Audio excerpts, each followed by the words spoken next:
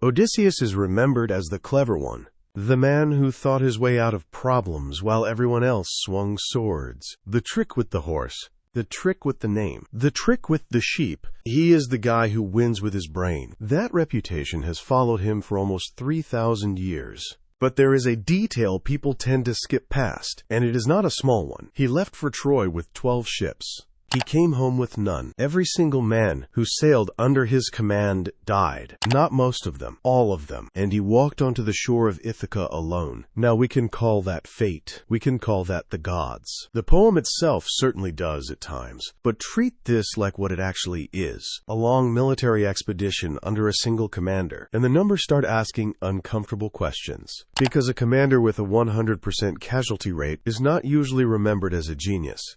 He is usually remembered as a warning. So today we are going to do something a little unfair and a little fun. We are going to stop reading the Odyssey as a heroic adventure and start reading it as a performance review. And before anyone types it, yes, I know it is a poem, a story about gods and monsters and a man trying to get home. I am not accusing a fictional character of war crimes. I am asking a simpler question. Strip away the narration, the divine interference, and the reputation. Does the leadership hold up? Because the story keeps telling us he is brilliant, and the results keep telling us something else. Let us start with the thing that gets ignored constantly. Troy has fallen. The objective is complete. At that point, the only remaining mission is transport. Get 12 ships and roughly 600 men back to Ithaca. That is it. No conquest, no glory, just logistics and discipline and not doing anything stupid. And the very first thing that happens on the way home is that Odysseus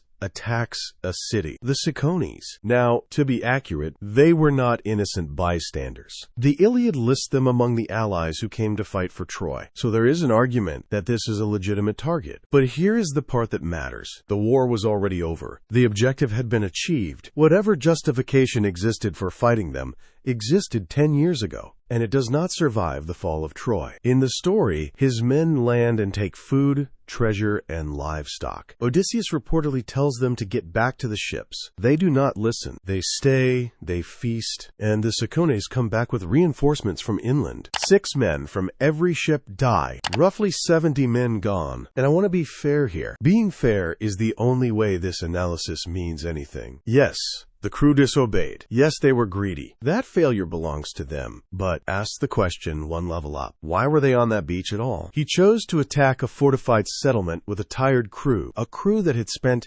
10 years being told plunder is the reward for war. And then he was surprised when they behaved exactly like that. That is not bad luck. That is a commander who did not read his own men. Because here is the thing about the disobedience defense. It works once. If your crew ignores you once, that is on them. If your crew ignores you at nearly every critical decision point across 10 years, that is different. That stops being a story about bad soldiers and starts being a story about an authority problem. Discipline does not exist naturally in a group of armed men. It is manufactured. It comes from consequences, from clarity, from the crew believing that following orders is safer than not following them. And by the end of this journey, they clearly do not believe that anymore. That belief did not evaporate on its own. It was spent. Then we get to the Lotus Eaters. This one is often treated as a minor stop. It is not minor. It is the first test of whether he can handle a threat that is not violent. He sends scouts ashore. They encounter people who offer them food, and the men who eat it lose all interest in going home. No weapons involved, no battle, just a soft, comfortable trap.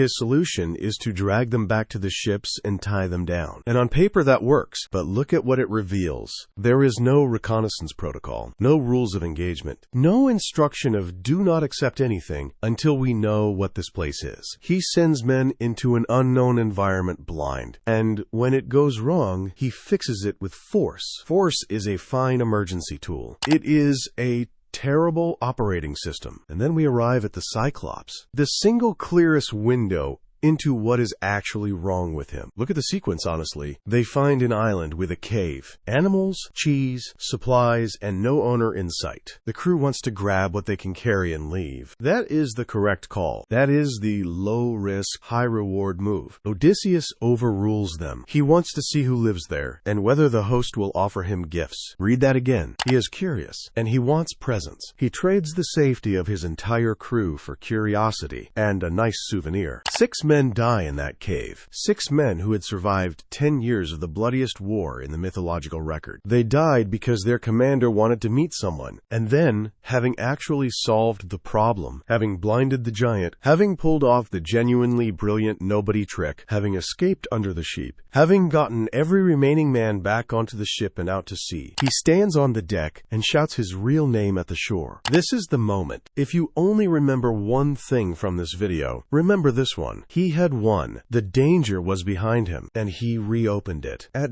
0 tactical benefit. Purely so the person who nearly killed him would know who did it. That shout gives the Cyclops a name to pray with, and the Cyclops happens to be the son of the god of the sea. The god they now have to sail across. His crew, by the way, beg him to stop. They can see it. They are shouting at him not to do it. He does it anyway. That is not cleverness. That is a man who cannot tolerate an anonymous victory, and it cost them years. Now, Aeolus, the bag of winds. This is the episode that should end the argument by itself. They are given a gift, all the dangerous winds sealed in a bag. Only the favorable wind left free. Ithaca is within sight. Actually within sight. The crew can see the smoke from the fires on their own island. And then Odysseus falls asleep. His men open the bag. They think it is full of treasure he is hiding from them. Every storm in the world pours out and blows them all the way back. The standard reading is that the crew ruined it. Greed. Stupidity. Their fault. And sure, partly. But run the counterfactual. What would it have cost him to tell them what was in the bag? Nothing. One sentence. This bag contains storms. If you open it, we die. That is the whole intervention. It takes 4 seconds, and it saves the entire expedition. He did not say it. And here is the brutal part. The crew opened that bag because they believed he was holding out on them. And they were right. He was. He just happened to be holding out about something that would kill everyone.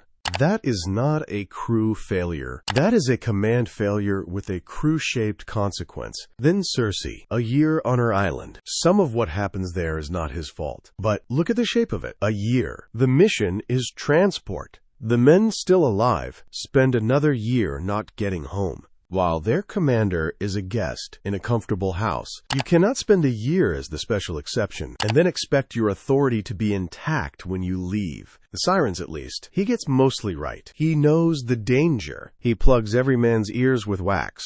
He has himself tied to the mast. The ship sails through clean. No casualties. Good plan. Well executed. Worth noting, he is also the only man on board who gets to enjoy the concert, which is very on brand. But nobody dies, so we will let him have it. Then comes the choice between Scylla and Charybdis, and this is where the pattern turns lethal again. Circe tells him plainly, take that route, and you will lose 6 men. Do not stop to fight. Row past. Losing 6 is better than losing the ship. He takes the route, which is defensible. That is a real command decision, and probably the correct one. But he does not tell the crew, and then he ignores the one instruction he was given. He puts on his armor. He takes 2 spears, and he stands on the deck, looking for a monster he was told he cannot beat. Think about what that combination actually means. The men about to die are the only people on that ship who do not know it is coming, and the commander who does know is preparing for a fight he was warned not to pick. He is not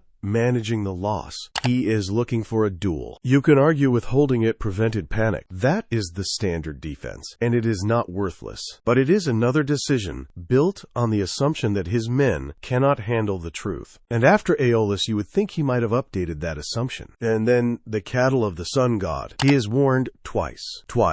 Do not land on that island. Do not touch those animals. He lands anyway. The crew is exhausted, and the weather is bad, and he extracts an oath that they will not touch the cattle. Then they are stranded there for a month. Food runs out, and a month into starvation, the oath breaks. Because oaths do not compete well with starvation, and when it breaks, he is not there. He has wandered off to pray. Every remaining man dies for that. The last ship goes down. He survives alone. And here is where being fair actually matters, because I do not think he is a villain. The crew did break the oath. They were warned. That is real. But he had 10 years of data on how these men behave under temptation. He had watched them open a forbidden bag, ignore him at a beach, overrule his judgment at a cave. He built no system to account for any of it. He extracted a promise and walked away. So let us put it together, because none of these are isolated incidents. They rhyme. The Cicones is unnecessary risk. The Cyclops is unnecessary risk plus ego. The bag of winds is a secret that only had downside. Scylla is a secret plus a warning ignored. The cattle is a known risk with no enforcement mechanism. And the shout at the Cyclops is the purest one of all. A solved problem deliberately unsolved. Because his name mattered more than his men. Now compare that to the version of him everyone remembers, the strategist. And here's the strange thing. He genuinely is brilliant. The nobody trick is inspired. The escape under the sheep is inspired. The horse is inspired. His tactical mind is not in question. But tactics and command are not the same skill. And the story quietly demonstrates that over and over. Tactics is what you do when you are already in the room with the monster. Command is not walking into the room. He is world-class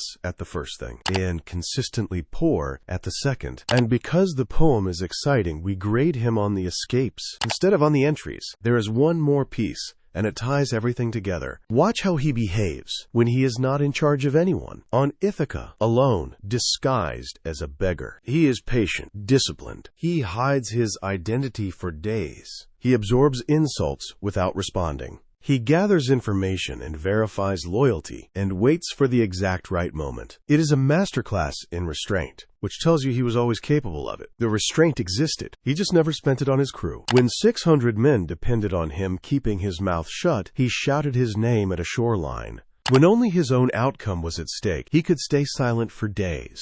That is the actual tragedy here, and it is more interesting than calling him an idiot. Because he is not an idiot. He is a man whose worst decisions were consistently made when someone else paid for them. So was Odysseus a bad commander? By results, it is not close. 0 of 600 came home. There is no reading of that number that is good. By process, he took avoidable risks.